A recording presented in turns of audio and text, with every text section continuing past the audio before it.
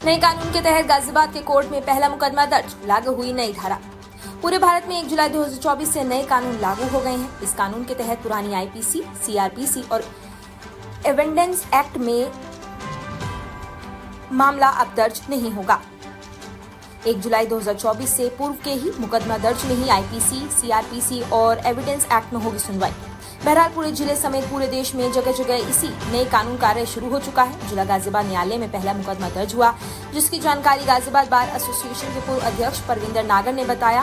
बदलाव हुए नए कानून की धाराओं में भी बदलाव हो गया है और यह भी बताया कि 1 जुलाई 2024 से जो मुकदमे दर्ज होंगे उनका निर्णय न्यायालय द्वारा 3 साल में होने वाले प्रावधान नए कानून में सम्मिलित है। सर, भारतीय न्याय संहिता लागू हो गई है 2023। जी, पहले इसे आईपीसी कहा जाता था। जी। क्या इसमें बदलाव हुए हैं? क्या मुख्य धाराएं हैं? और कल 1 जुलाई 2024 था, आपके द्वारा कैसे इसमें मुकदमा दर्ज हुआ है? पहला, इसमें बहुत सारे बदलाव हुए हैं। बदलाव क्या हुआ है कि जो पहले वाले कानून थे सीआरपीसी, आईपीसी और भारतीय साक्ष्य अधिनियम, वो तीनों के तीनों एक तरह से अस्तित्व से समाप्त हो चुके हैं। अब जितना भी भारत के अंदर न्याय प्रक्रिया जो चलेगी वो 1 जुलाई 2024 से शुरू होने वाले कानूनों के अनुसार ही चलेगी। लोग न्याय के लिए कोर्ट की तरफ देखते हैं।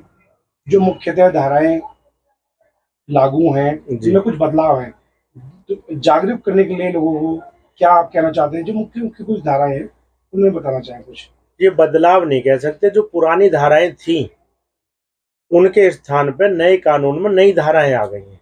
जैसे विशेषता अगर हम देखते हैं, जब पुलिस कहीं कोई कार्रवाई नहीं करती है तो कोई भी पीड़ित पक्ष 156(3) में पहले मुकदमा डालता था। अब वो 156(3) चेंज हो गई है।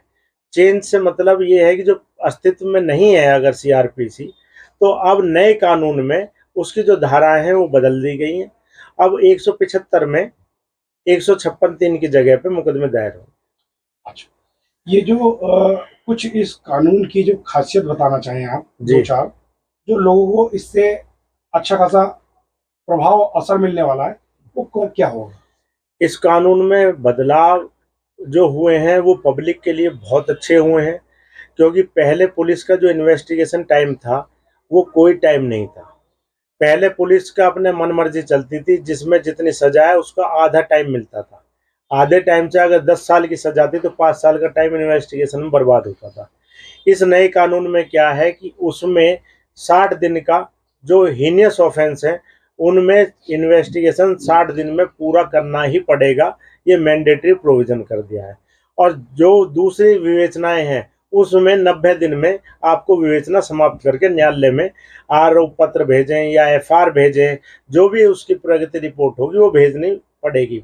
साधारण सा एक जनता के प्रति सवाल करूं कि आज धारा एफआईआर लॉन्च हो रही है 1 जुलाई 2024 के बाद, तो क्या न्याय कितने दिनों में इसमें अंतिम बाउंडेशन है? जो बाउंडेशन न्यायालय के लिए है वो करीब 3 साल है। ये पुलिस के ऊपर डिपेंड करता है कि पुलिस कितनी जल्दी अपनी चार्जशीट कोर्ट में पेश कर दे। उसके बाद न्यायिक प्रक्रिया को अगर हम देखते हैं कि जहां पहली पेंडेंसी चली आ रही है, लेकिन नए कानून के अनुसार हर जज ये प्रयास करता है कि वो समय के अनुसार जनता को न्याय दे दे। और लेटेस्ट अपडेट के लिए सब्सक्राइब करें वेलकम इंडिया न्यूज चैनल।